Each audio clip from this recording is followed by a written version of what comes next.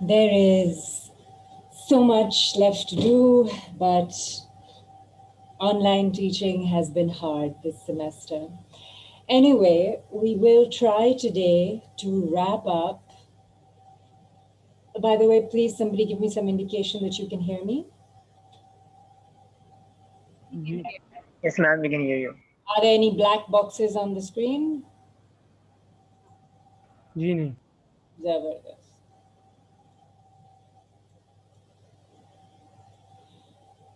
Right, so I want to finish exploring the big historiographical question about the Mughals, how they are locked into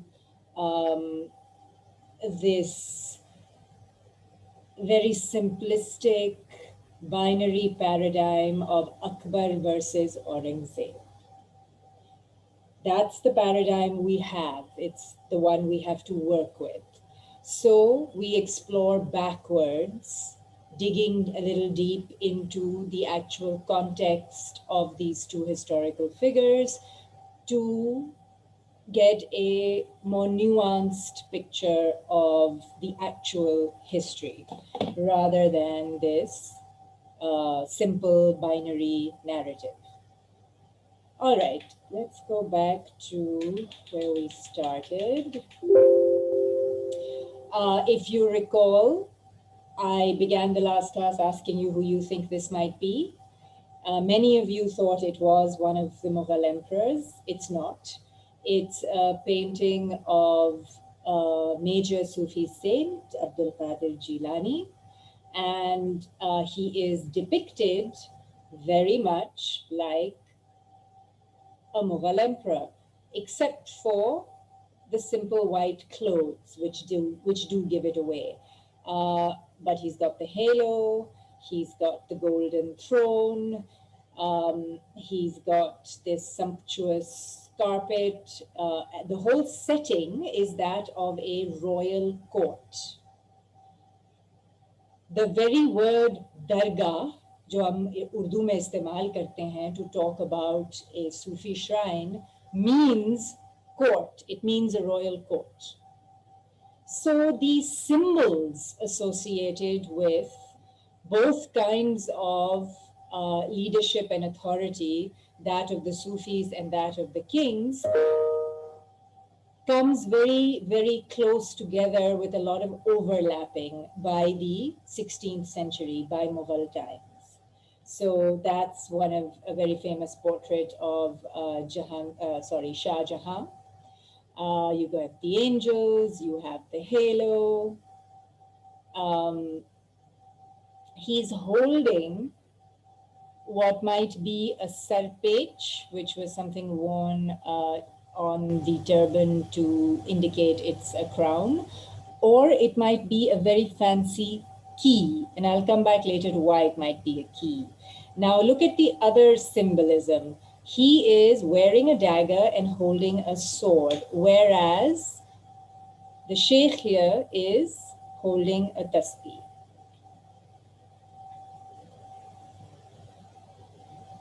How did the Mughals fashion themselves as universal sovereigns who had spiritual and political authority over people from all religious backgrounds, right? Because that is the definition of Mughal sovereignty: spiritual and political authority, all in one figure, the figure of the Mughal emperor, who was equally chosen and qualified to lead and guide all his subjects, regardless of whether they were Muslim or Hindu or Jain or Parsi. So this universal sovereignty had many ingredients. These ingredients all came from the historical context or the environment of the Mughals. They didn't make them up. Akbar did not just make this up. He didn't wake up one morning and just say, oh, yeah, I'm such an unconventional liberal guy. I'm going to do something completely different from anything that my ancestors or my contemporaries have done or are doing. Because that's how Akbar is portrayed, as some kind of exception, some maverick genius who accidentally got it right. That's actually the very ahistorical narrative of Akbar that we really want to question and get past. Akbar is very much a product of his times. Hello, Ali. Yes, today is our last class. You have Eid holidays coming up. I am going to be offering a bunch of review sessions and tutorials next week during the Eid holidays, but attendance in those will be purely voluntary. Okay?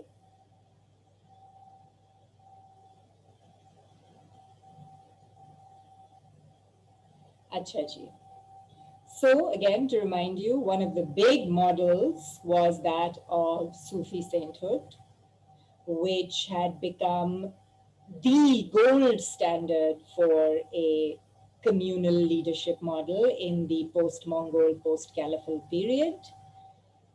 There was the huge importance of cosmological sciences, particularly astrology. What are the hidden signs of the universe? What are they telling us? And notions of power and justice, that the responsibility of having great power is to dispense justice. And this notion of justice is very, very important in the Islamic world, both before and after the end of the Caliphate, but it becomes a bit more universal and supra-Islamic in the post-Mongol period, where a ruler is meant to, it's his divinely given responsibility to dispense justice fairly and equally amongst all his subjects, regardless of their spiritual beliefs. And there were many sources for this in the Persian literary universe.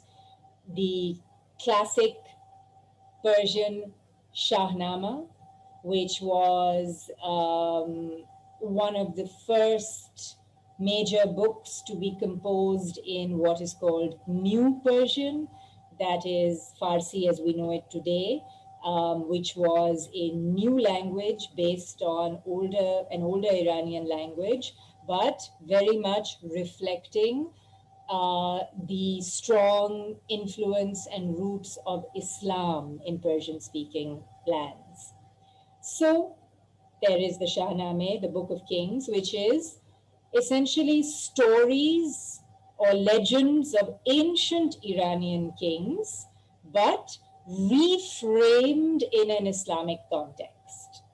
And by Firdausi, Ji Huzefa, reframed in an Islamic context as morality tales, what to do and what not to do.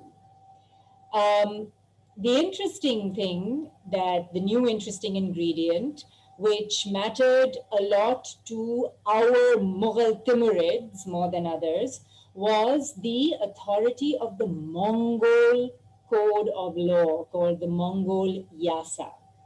Because the Mongols also prided themselves on dispensing strict justice regardless of religious affiliation. Temur followed a combination. He's really the first one to amalgamate the world of the values of the Shahnama, the Mongol Yasa, and Islamic law. That is the heritage of our Timurid Mughals. And then we have the importance of Now think about it, right? This is a world without any kind of media. There are no newspapers, there's no TV, there's no internet, there's no printing press even.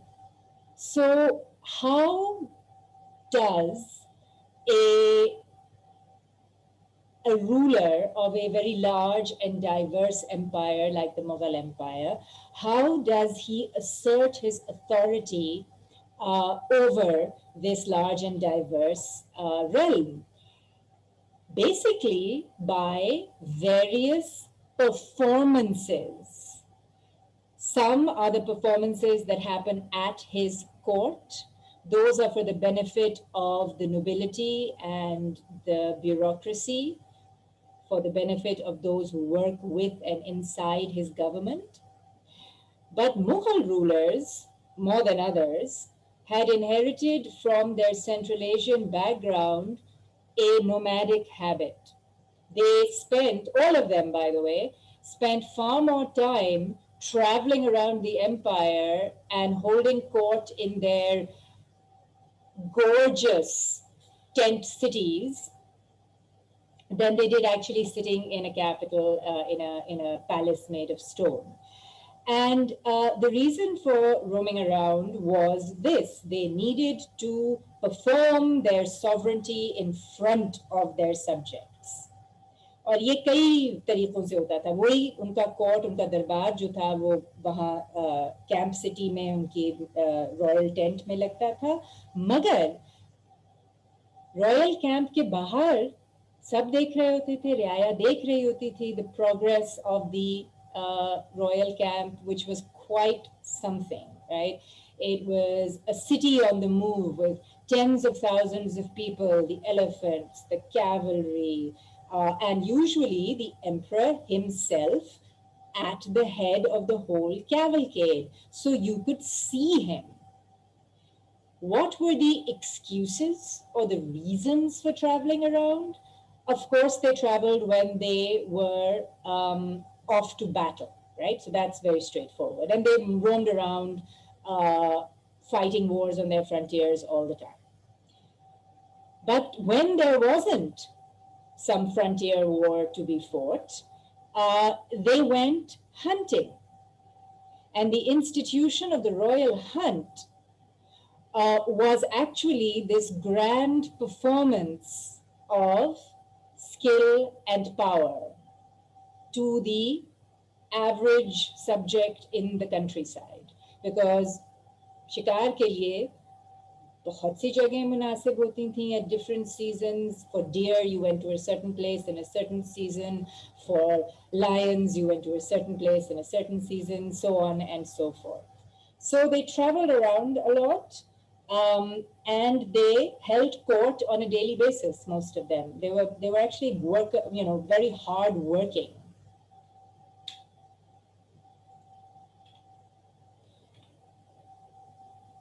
Okay. We remember this, the growing power and stature of Sufi saints in post-Mongol Islamic world.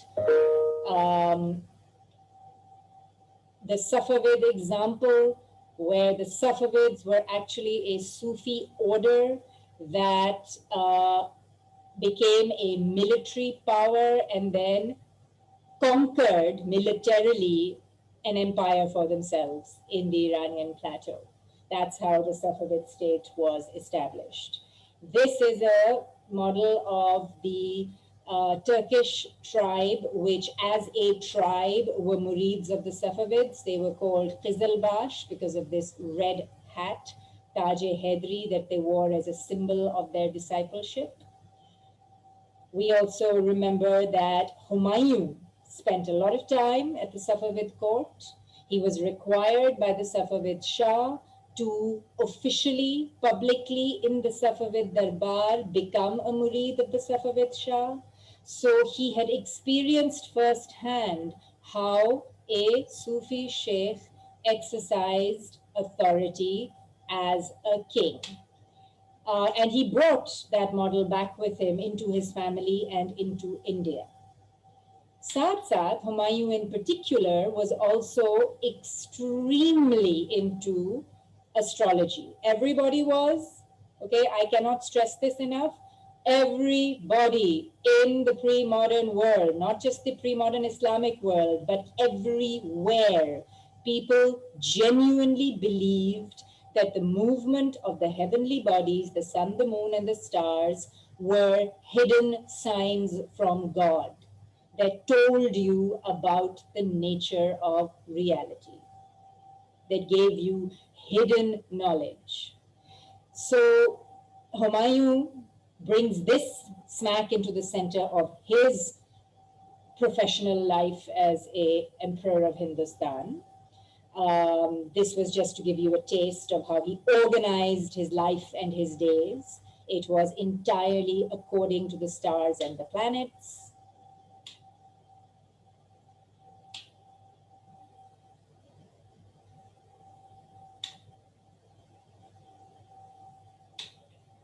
Okay, and now we come to Akbar. Akbar inherited all of this, the belief in the cosmological sciences, the importance of justice over and above religious affiliation, the model of Sufi sainthood, and the various rituals through which a pre-modern Islamic sovereign performed his power and sovereignty. Now, at the same time, or rather, at Akbar's life happened. Now, this is, see, a larger historical process. Whenever we are trying to historically analyze any important historical figure, we're always looking, I mean, we're looking at many things, but one important fact is that we will always be looking at larger historical forces and the larger historical context of that figure, alongside individual characteristics, strengths, weaknesses, inclinations of that figure as a person. Okay? So, what is around in the larger context of Akbar is that the 16th century of the Common Era happens to coincide with the 10th century of Islam, which is leading up to the year 1000 Hijri. Now, in this world where everyone has a very serious, deep-seated belief in hidden signs and in numerology and cosmology, you can only imagine what this date of the Hijri calendar would mean. People started imbuing it with all kinds of portentous meanings, largely around the expectation of a savior kind of figure for the Muslim community. Remember, this is a very Muslim thing because it's the Islamic millennium. And there were several messianic, from Messiah, savior movements, which were all linked to this magical date of 1000 Hijri. They were all over the Muslim world, but in India in particular, I mentioned two. We had the Mehdavis in Jaunpur in North India, and we had the Roshaniya amongst the Pathans of the Northwest. This was all a little bit before Akbar's time, just before, okay? In fact, the Delhi Sultans had persecuted the Mehdavis because the Mehdavis were out to delegitimize the Lodi Sultans. Akbar, however, seems to have taken them, to his heart to some extent. Okay, remember the little clip we saw from Moghaz-e-Azam? This is a close-up of a miniature from the Akbarnama, Akbar visiting Muinuddin Chishti at Ajmer. Last time I also established that this was very normal. Akbar visiting Sufi shrines and undertaking, again, very dramatic pilgrimages like the one that you saw in the film clip where he's going barefoot on the hot desert sands. Somebody asked a question. I have a feeling it was perhaps in tutorial and not in class, but it was a pertinent question about how did one go from the earlier relationship of kings with Sufi saints in Delhi Sultanate times to this. A large part of it has to do with the increasing uh, increasing stature of Sufi saints in the post-Mongol period, right? It just kept getting higher and higher. And the Timurid in particular, like the Timurid tradition of being closely associated with an important Sufi order because that conferred legitimacy on them. Whereas a Delhi Sultan and Nizamuddin Aulia had tension between them, and Muhammad bin Tughlaq was actually, he actually lived through several sultans, but they were suspicious of, jealous of, but also desirous of the kind of charisma and authority wielded by a figure like Nizamuddin Aulia. But they also considered it beneath their dignity uh, to be the ones to reach out and to put themselves in any kind of lower position than the sheikh. But the sheikh felt exactly the same way, and hence the tensions. But by Mughal times, this had been sorted out. It's like it flips. For Akbar, that walk, everybody watching him walk barefoot on the hot desert sands to go and pray, is not a diminishing of his royal dignity, but an enhancing of it. Why? Because it demonstrates through a bodily performance his intense personal spirituality. And that actually gives him more authority. This is an interesting image, and I wanted to just do a little slightly close analysis of it. Akbar is bowing from the waist. He's got his hands up in supplication, but this is obviously not Muinuddin Chishti because Muinuddin Chishti died ages ago. This would probably be the current caretaker or Sajada Nasheen of the Dargah. He is, again, not fully, but slightly bowing to the emperor. His head is lower. He's identified by his tasbih. And Akbar is shown, if you see, not to be bowing to him. You see how he's also slightly larger than the figure of Akbar? It is to create the illusion of perspective, which the Mughal miniature painters did not know, of showing that he's not standing directly in front of Akbar, that he's a little bit further from the actual dargah. See, in here would be the grave or the tomb. And so Akbar is in fact bowing to and हाथ फैला के ये आधे खुले दरवाजे के सामने खड़ा है Akbar. He is only bowing directly to Muinuddin Chishti, not to this guy.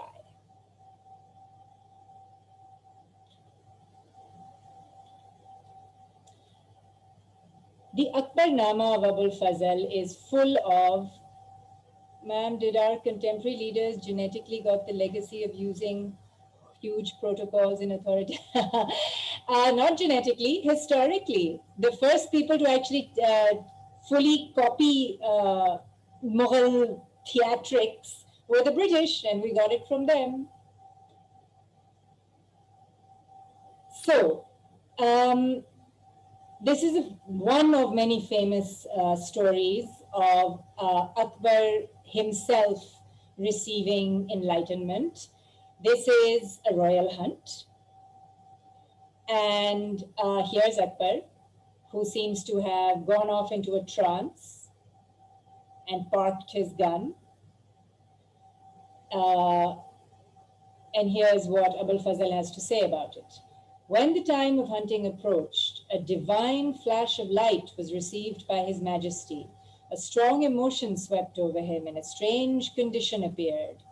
How can its significance be grasped by traditional ones of narrow vision, when even those who have the capacity of perceiving spiritual ecstasy can comprehend only a little of that condition? His Majesty had received a superabundance of the light of truth. In token of thanks for this great gift from God, the many thousands of animals which had been trapped within the hunting ring were ordered to be released. So there's a lot going on here.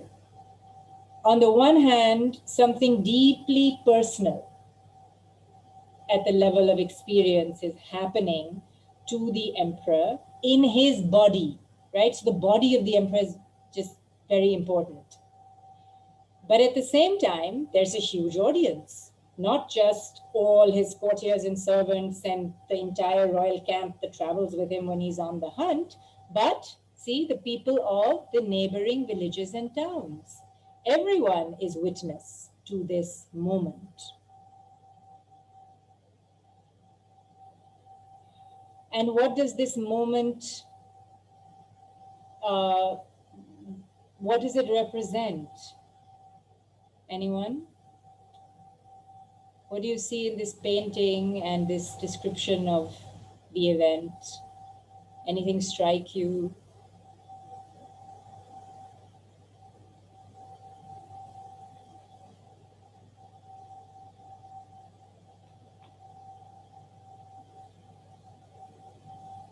Think about the Babarnama.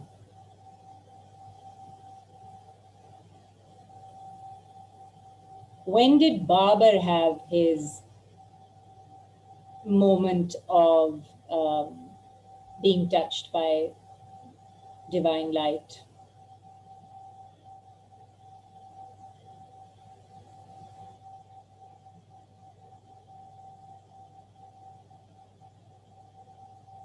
You know it, guys. It's like at least the 6th time I'm asking that question. Out of the things that you read in the Babarnama,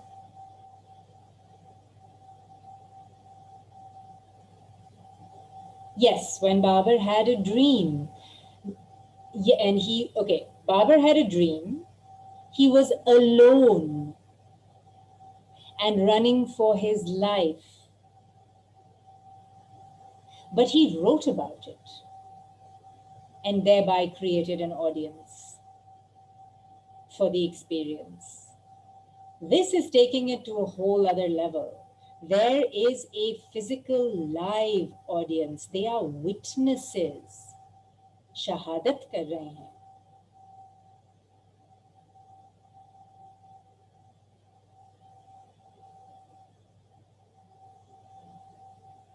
So Akbar is taking something that his grandfather did and his father to a whole new level because he has access to this theater and this audience. Of course, it is not for us to think about or stand in judgment on, unlike the British historians, right, on whether this was genuine or not genuine. Most likely, given what we understand about this world, in Akbar's perception, it was very genuine.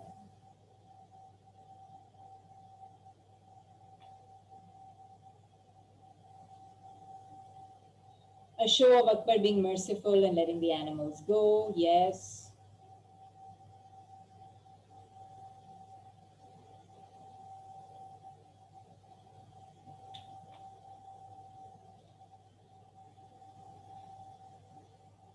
And then we have in the Akbarnama and the Ain Akbari, as well as other sources from Akbar's reign, many extended descriptions of Akbar's Ibadat Khana. Has anybody ever heard of the Ibadat Khana? And what do you think it might have been?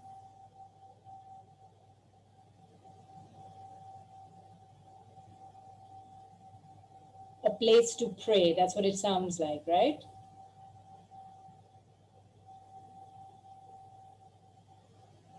Where religious practices were carried out. Gee. I think it was a place where he has used to have discussions about religious matters. Uh, Where I he, mean, yes, yes. with debates about religion and different religions. उन सबको फिर वापस में बुलाता था different priest को different religions के तो आपस में फिर discussions करते थे उसके मामले में. Thank you, Ali. Yes. Um, Sarah, I'm going to thank you for bringing this up because that's actually what I want to address. This notion of Akbar having his religion and how we should really interpret that.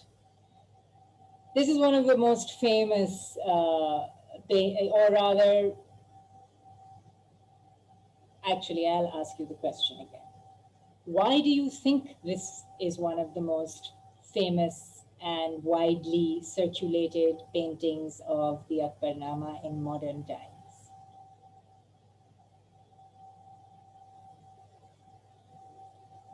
Anas. Am I audible? Ji.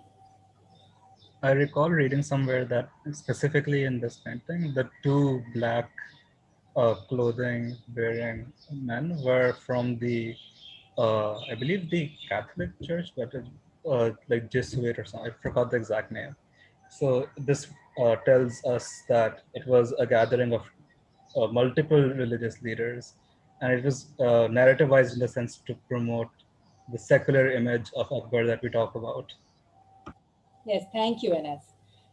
Exactly. It is one of the original source materials that lends itself to the modern interpretation of Akbar as liberal and secular. The Ibadat Khana was actually not a space where any kind of ritual prayer happened. It was entirely a space for discussion, not on religious matters, which is too narrow a term, but on spiritual and cosmological truths. And searching for spiritual and cosmological truth through discussion was the highest form of ibadat in this pre-modern Islamic world. Tehqiq. यहाँ क्या हो रहा है? तहकीक हो रही है. The search for haqq. And that is the greatest ibadat. So hence this is the Ibadat Khana. Acha. Yes, much speculation on who's who, but at least you can see that, wait, let's do something here. Oops. No.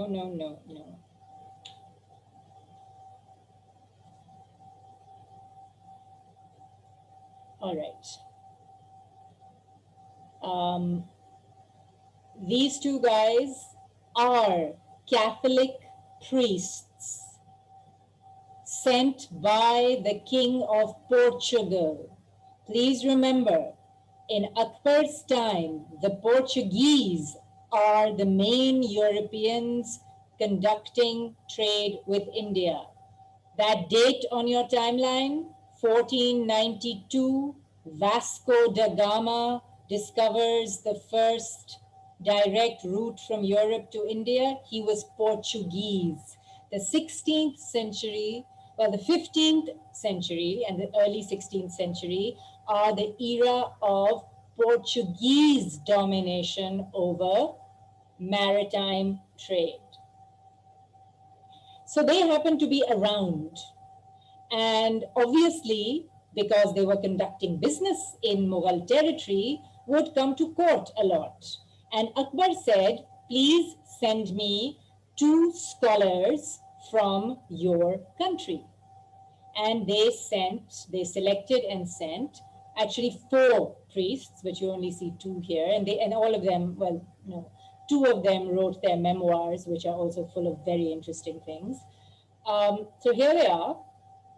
Then you've got, okay, now who do you think this is with his hand out to Akbar? Birbal. Sorry? Ma'am, Birbal. You know, he had an advisor. Birbal. Anybody else know who Birbal is? This is not Birbal, but there's a reason you said that. किसी ने कभी बचपन में किसी वक्त अकबर और बीरबल की कहानियां पढ़ी या सुनी? They were very popular in the 20th century. Yes, okay, you do know Akbar Birbal. So who is Birbal supposed to be? What is Birbal's character? Birbal is supposed to be this Advisor. very smart guy. Ali, hang on. Fardan, carry on. He was his advisor and a good friend of his. That तो ठीक है. is all. What does he like? When you read the Akbar Birbal stories, what happens in those stories usually?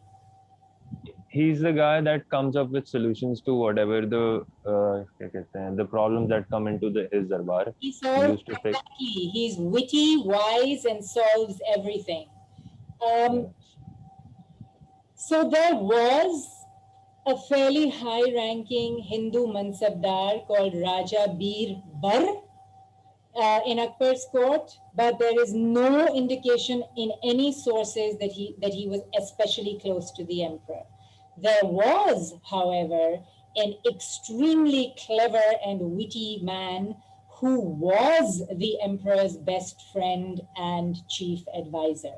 And his name was Abul Fazl, the author of the Akbarnama and the Aine Akbari.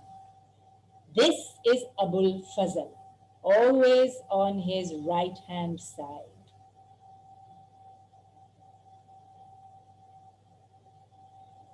And he used to mediate or arbitrate for Akbar the discussions in the Ibadat Khana. Please note that there are, yes, Sarah, I want to come to the boundary wall. Books and papers everywhere. People with different hulyas, which indicate to you that they come from different backgrounds. Also Some are know Sufis and some are Darbaris. Some appear to be Sufis and some are Darbaris. From the caps, we can say. yes, although ये हैं जो खड़े हुए हैं बस ये तो सब अपनी अपनी किताबें पकड़े हैं ना जी. और आगे प्रोफर कर रहे हैं. मैम काली टोपी वाले सूफी लग रहे हैं. From the type of hat. ये तो जेजुइट्स है ना, कैथलिक्स. अच्छा. These are the Portuguese Catholic priests. They looked like this. Exactly like this. And then we, can't quite identify who any of these people are, but they're all from, this might actually be, because again, from the robes and the nature of the turban, probably a Parsi or Zoroastrian mubad.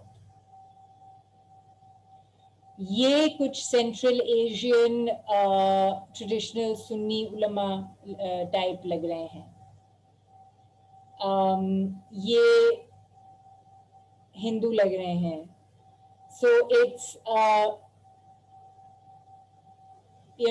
big mix of people. Now let's see what else is happening. Here are the guards keeping an eye on this private mehfil, and then for some reason the painting includes a scene from the street outside the walls of the royal fort. This is Fatehpur Sikri, by the way. Fatehpur Sikri में जो fort Akbar ने बनाया था उसमें इबादत खाना बनाया था. So you have a little bit of the sky. This is a thing in Mughal paintings. And then you have a little bit of the street. What do you make of the street scene? Sarim, you want to say something? Yeah, I'm sorry. I don't want to talk about the street. I just wanted to talk to something in writing above the painting. So, I'm going to tell you what it says. yeah, I'm not sure about the street. I think it's to portray how the common man, I don't know, maybe it's not included in these discussions. I'm not sure. So, anyone else have an idea of why this street scene might be included? I'm going to get out of Zoom. Okay. Ji Ali. I sort of think कि ऐसा मुझे लग रहा है जैसे कि जो वो बाहर खड़े हुए हैं ना, they are sort of like eavesdropping on the discussion that's going on inside. तो थोड़ा सा ऐसा वो देने की कोशिश की गई कि वो जो अंदर डिस्कशन चल रही है वो इनको भी इफेक्ट करती है, and they're also interested in that Yeah, discussion. there's definitely an element of that. But look at where do you think they're going? They definitely they are going somewhere. Are they going inside? Yes. Mhm. This is a wall with no gate. And somehow, given their body language, the impression is created that they are walking towards the gate. They are not going to go in and listen to this very exclusive, highly intellectual discussion, but they are probably going to be fed.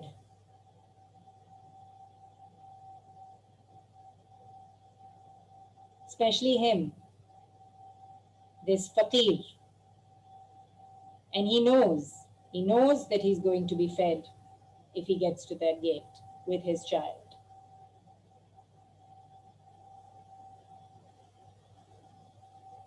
So to be included in the picture is to be included in the vast wisdom and benevolence of the emperor. That while he himself is here engaging in tahqiq as ibadat, he's also looking after his subjects, which is his primary job. They are part of his vision and his universe.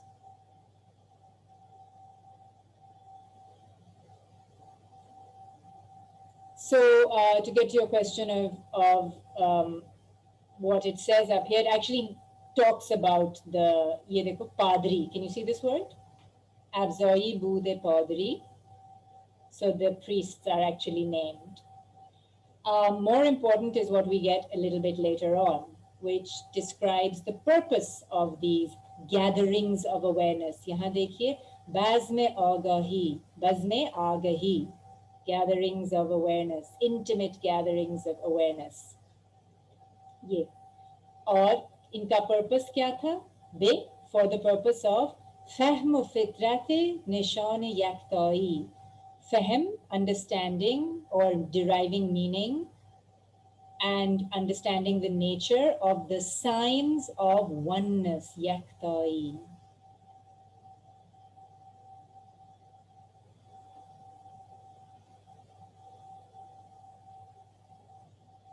What do you make of that? What is Akbar up to? Finding Haq, Huh. reaching Haq. Now let's be in conversation with British historians and Nehru, and let's pose the question: is Akbar engaged in a Islamic activity or an un-Islamic activity? Un-Islamic, Un-Islamic. Okay, why? because the Britishers, like in their mind, they wanted to show it that he was secular. So, and he was including all the other religions. Sorry. Right now, I want you to play devil's advocate. I want you to take on the British historian in a debate. He's going to say this is secular and liberal and not Islamic. What will you say? I feel this is Islamic in the way that in the way that we're going to find Haq, we're still trying to find God. So I feel that's, and this is a more different way, but we're still reaching Haq. So I feel that. Okay, anyone else? You're most welcome to disagree with Sarem or me. Come on.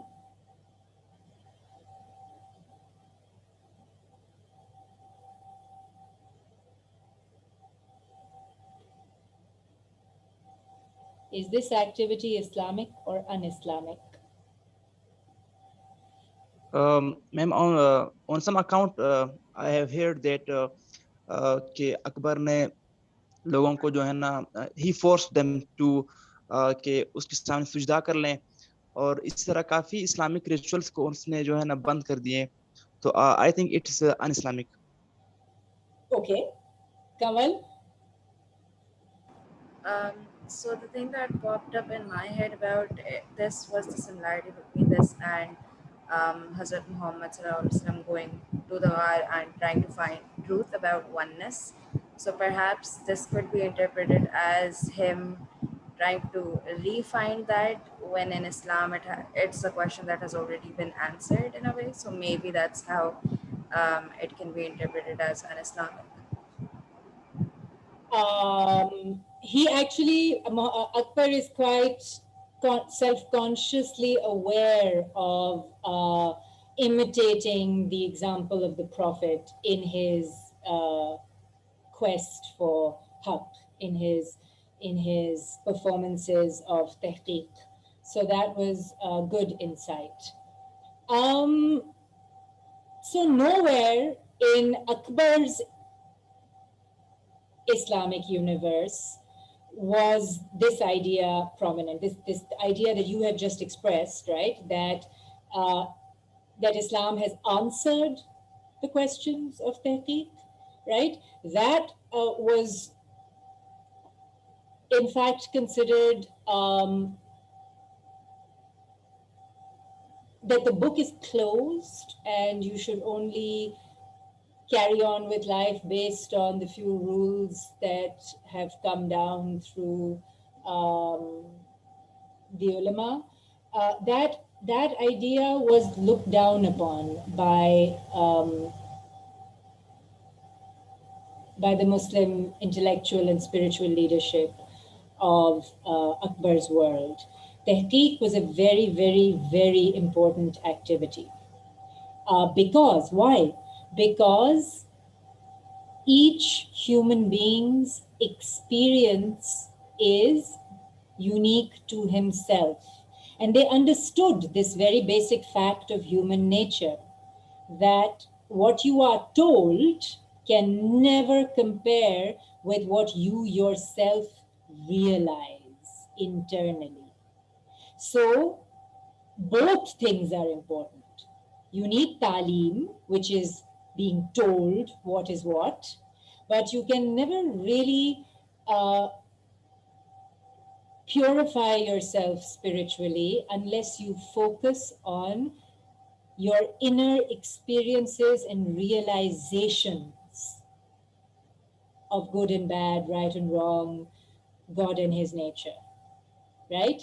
Hence, remember Rumi's famous couplet on La ilaha illallah and the extreme importance placed on La ilah, that first and foremost, the human being must work hard, conduct an inner jihad against all the small gods that live within our hearts.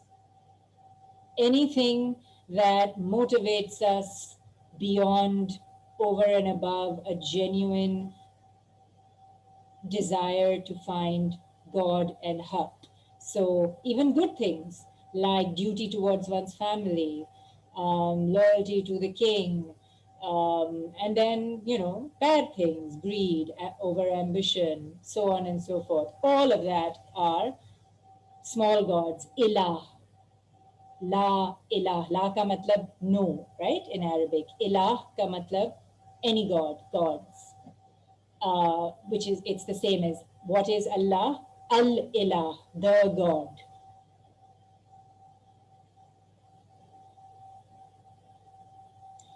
Sarim, Hazrat Ibrahim also did tehqiq and did not accept the norm. So I think Islam focuses more on tehqiq. Yes, yes. And in modern times, we are not taught this. We are not taught this because tehqiq, or even the idea of tehqiq and personal search and quest, are considered dangerous.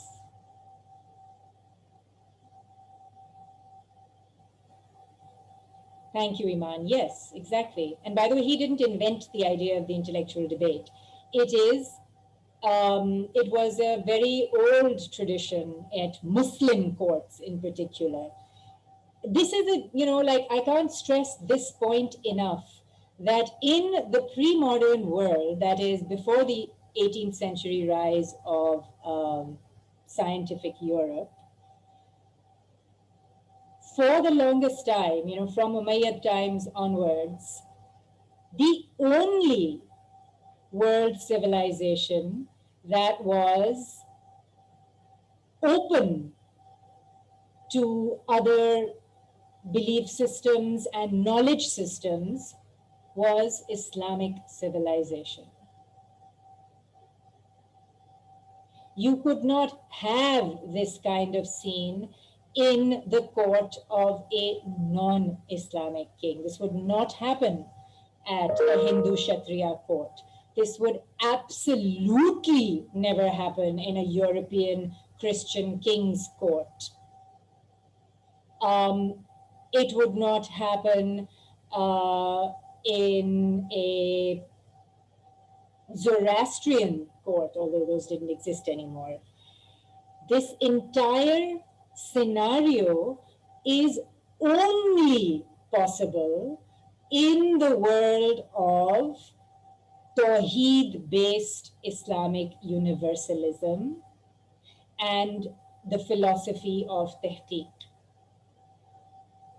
So Akbar, in fact, could not have had an Ibadat Khana or his intellectual debates and discussions across traditions if he was not a Muslim. It is his Islamic heritage that even allowed him to imagine this scenario and then act on it.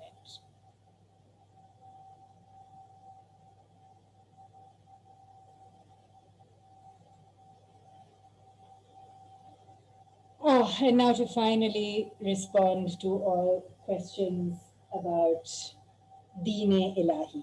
अच्छा, पहले सब कोई मुझे बता दे कि आप दीन इलाही के बारे में क्या जानते हैं. What is Deen Ilahi?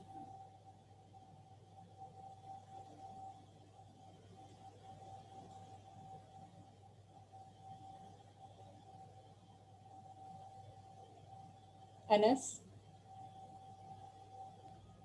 Essentially, what I recall is that it was a proposed syncretic religion during, I think, like late 1500s, where Akbar proposed a monotheistic single divine faith that combined many different spiritual aspects of what we now know as Islam, Hinduism, etc., etc.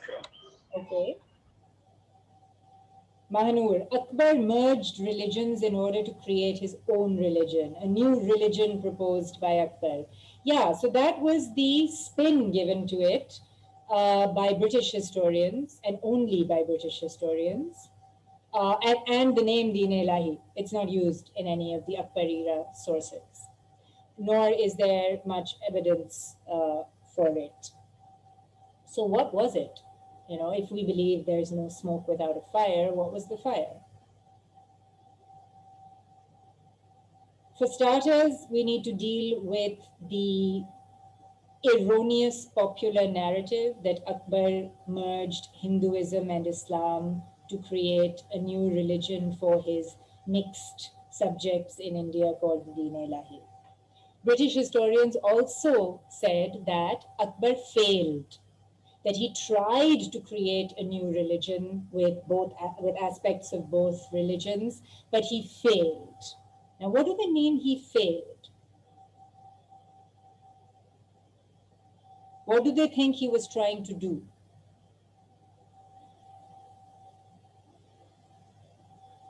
दीन इलाही का हुआ क्या? आज कहाँ है दीन इलाही? That there don't seem to have been a lot of followers for his religion. If this religion was meant to bring unity to the empire, then the idea is that Akbar invented it in order to convert all his subjects to a single syncretic amalgamated religion, and he quote unquote failed to do this because there are no Deen-e-Ilahi converts or followers. And there weren't any, that we know of even in the 16th, 17th, 18th centuries. Okay, did Akbar really fail at much when he tried to do anything on a policy level? Whether it was conquest, whether it was administrative reform? No, he didn't.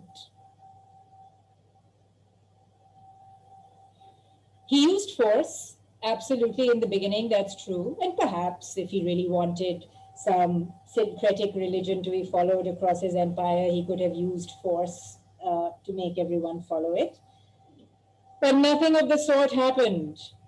Most likely, right? Because Akbar didn't want that.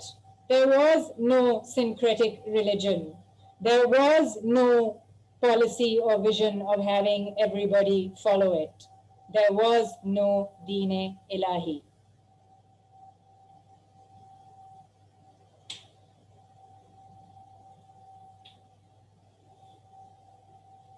So, if we trace the appearance of the legend of Deen-e-Ilahi in the historical sources, it comes from, well, for starters, it comes from a very, very influential 20th century history of Akbar, which is used to write all subsequent histories of Akbar by a Gora called Vincent Smith, who writes these things about Akbar. That Akbar moves further away from identification as a Muslim, and then his proof is based on another Western Orientalist translation of something from the Ain-e-Akbari, which was supposed to be what every follower of the so-called Deen-e-Ilahi was meant to swear to Akbar. This is Blochmann's translation of the Farsi from the Ain-e-Akbari, well, actually from Badayuni, who himself is a bit of a questionable source. I'm going to, one aside, because it's important to know who Badayuni is. Badayuni was one of the many, many writers and historians employed at Akbar's court. But he never rose to he was an ambitious guy, and he never rose to the levels of Akbar's service that he wanted to. And he felt that his failure to rise in the ranks and become close to Akbar was Abul Fazl. So he thought Abul Fazl was his nemesis, and he hated Abul Fazl. Abul Fazl didn't spend any time thinking about Badayuni. And Badayuni wrote this absolutely fantastic and fun secret history of the reign of Akbar that he wrote secretly and actually intended for it to be circulated after his death. It's a fun and fantastic read because Badayuni is such a character, and he's I don't know, man. He's like something out of Gossip Girl, right? So the whole thing is full of his own particular feelings about people and all the court gossip that he hears, which nevertheless makes it still a really, really interesting source, because we're able to check it against the more official sources. And the official sources don't actually have much on whatever it was that Akbar was up to. But Badayuni reports what he has heard through rumor is the vow that followers of the so-called Deen-e-Ilahi have to make. They have to make this oath. Okay. And Badayuni's Farsi is translated by Blockman thus: any person swearing to take on the Deen-e-Ilahi or convert to the Deen-e-Ilahi had to say this: I, so and so, have willingly and cheerfully renounced and rejected the Islam in all its phases, whether high or low, as I have witnessed it in my ancestors, and have joined the divine faith Deen-e-Ilahi of Shah Akbar.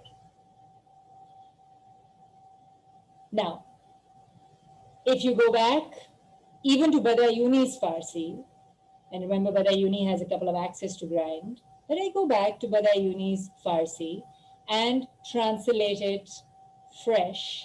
Here's what I get.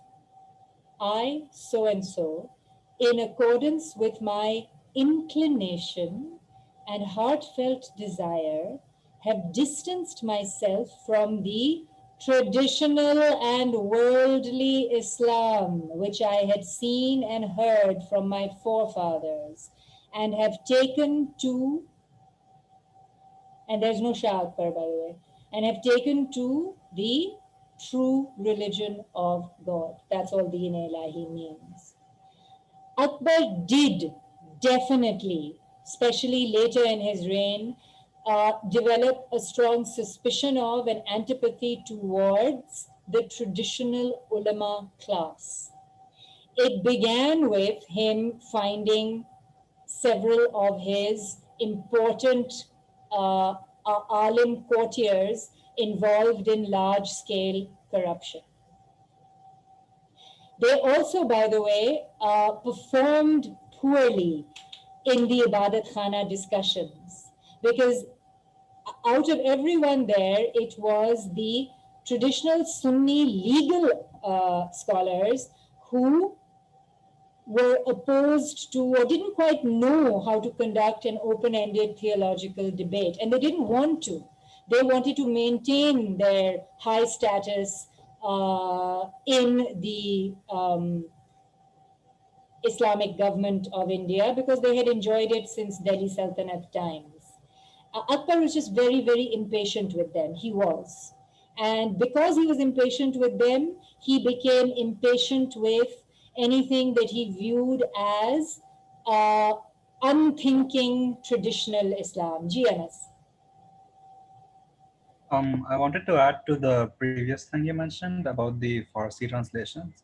I remember the reason that the British translation was the way it was. I recall reading that there was this concept, the Arabic word was sulh-e-kul, which the more appropriate. यहाँ पे नहीं आता? I'm not sure. I was trying to relate it to that. Sulh-e-kul was a word definitely used by Akbar, and it means exactly what you think it means. Sulh, peace, kul, all. Now it can mean peace with all, or it can mean, which is more likely, universal peace, total peace, sulh-e-kul. And that was a term and a concept that Akbar used and propagated.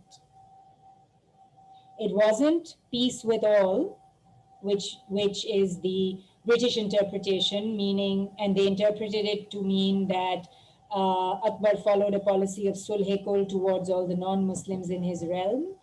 He did, but what he meant was that I am a believer in total sulh, absolute sulh, and that applies to all my subjects equally, whatever their backgrounds. Okay, so please note, and I'm going to end it after this, okay? There is a little bit more I wanted to tell you about Aurangzeb, but I will simply record it and share the recording with you. Look at this revised translation, particularly note inclination, heartfelt desire, traditional and worldly Islam. And then here are a little bit of what we know that Akbar expected from. What did Akbar do? Akbar acted on what he had learnt from Humayun and the nobles who had been with Humayun at the Safavid court, and seen that model of kingship in action where a single person combined the authority of Sufi Sheikh and Sultan in one person. And Akbar adopts this. Clearly, it seems that he adopted it because he genuinely believed that he had been divinely inspired, right? So these incidents are quite, there's not the only one. Based on that,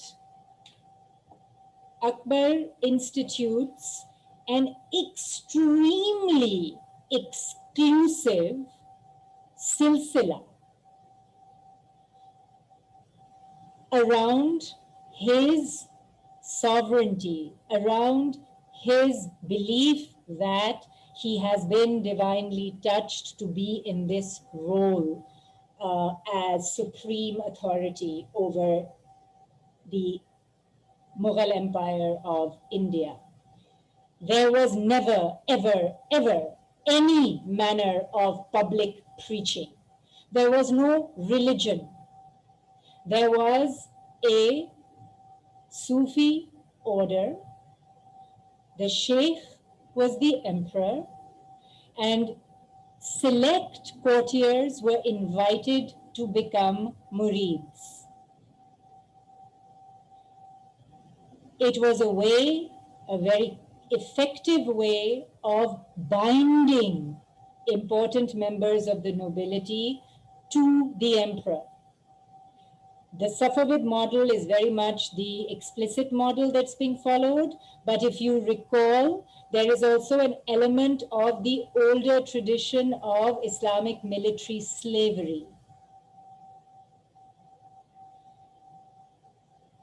Akbar fashioned, I will let you know, of course I'm going to let you know how you're going to have your final exam, but in writing, okay, Amna?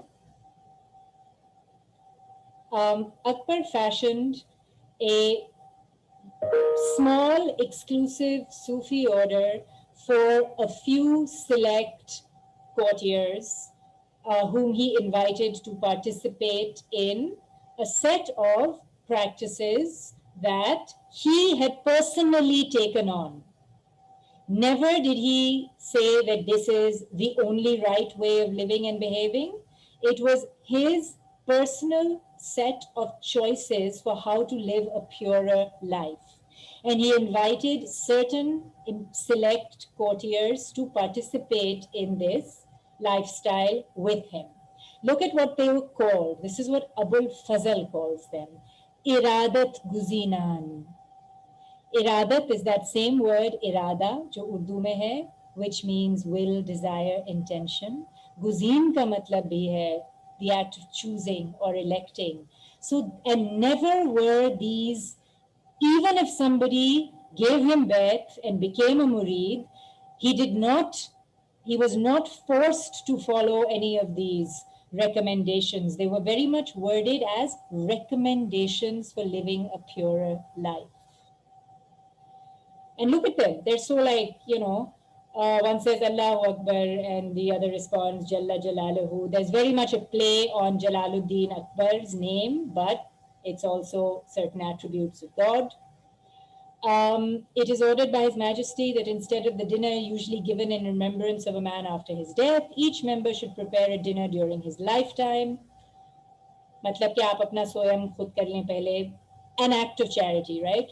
This business of langar lagana and feeding people is still very important value in our cultural ecosystem, and it was then. Each member is to give a party on the anniversary of his birthday and to bestow alms. His Majesty has also ordered that members should abstain from eating meat. They may allow others to eat meat without touching it themselves. But during the month of their birth, they should not approach meat, nor shall members go near anything that they themselves have slain, nor eat it. Right? So this very weird kind of vegetarian purity, this made many people think that he had become a follower of Hinduism.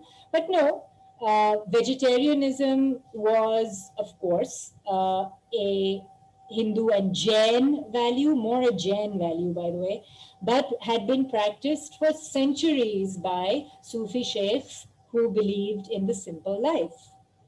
And there's another thing of purity: don't cohabit with pregnant, old, or barren women, nor with girls under the age of puberty. What about the light ritual? Gee, Josefa, yes, there were these light rituals. Again, it wasn't really worship, more than it was a way to bring his court together several times a day, with a ritual that was very familiar to everybody. It was actually a Zoroastrian ritual that was quite common across the Muslim Iranian world, Diye Jala ke Rakhna.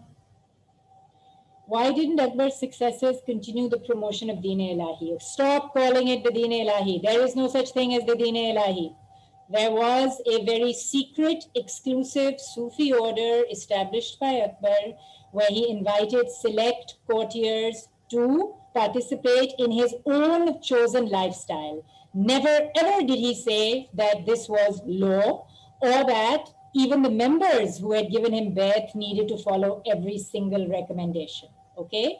And there's a lot of choice involved in this, because the whole point was to voluntarily, from your heart, take on a purer lifestyle.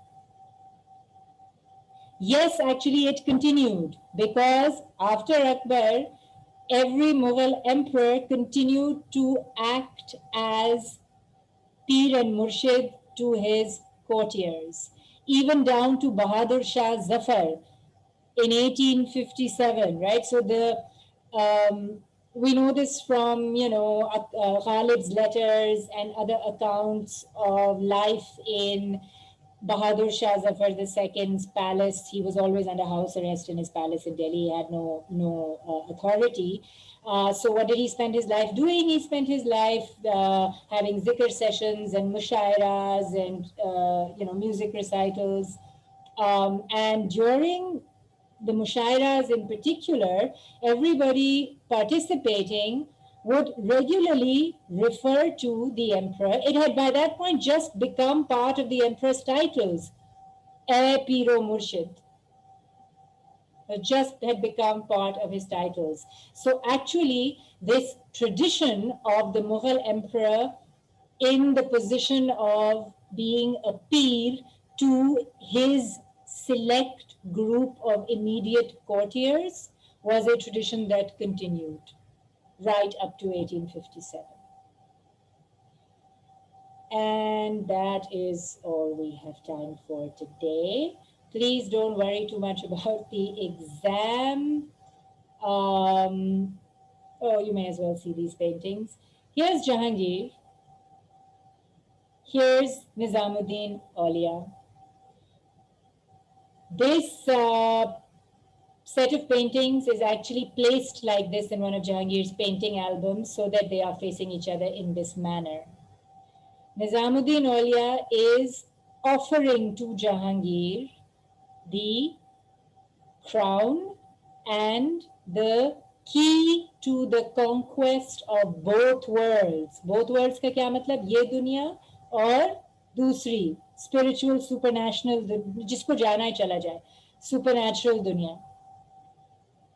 Khalid Fath Do Alam, the key to the conquest of the two worlds. And then we see that Jahangir has received it and he has put the key into his own globe. So it's as though Nizamuddin Aulia is passing his mantle onto Jahangir. He did not have the key to two worlds, but he had the power to give it to the Mughal sovereign. These are some more fun paintings from Jahangir's album. This is Jahangir with his nemesis, the Shah, Safavid Shah Abbas. Look at this. Jahangir is very much the big brother, protecting and embracing him. They are both standing on the globe. What is he? He is the lamb. Jahangir is the lion. But Jahangir's role and rule is so benevolent that in his rule, the world is such that the lamb can sleep in peace next to the lion. Okay, guys, please keep an eye on Facebook. Good luck with all your exams. I hope that the rest of Ramzan and Eid pass peacefully and safely for you. I'm going to first be posting a bunch of dates for when we have review sessions, etc. Do come. There's no pressure. It's voluntary, but I think it'll be very helpful. So see you, or at least some of you, next week. Ji Nabiha. Miss, can I speak to you after class is over? Yeah, just stay. Yeah. If everybody could please, actually, you know, Nabiha, a faster way of doing this is I'm going to end this meeting and then I'll open the same one again and you rejoin, okay? Okay.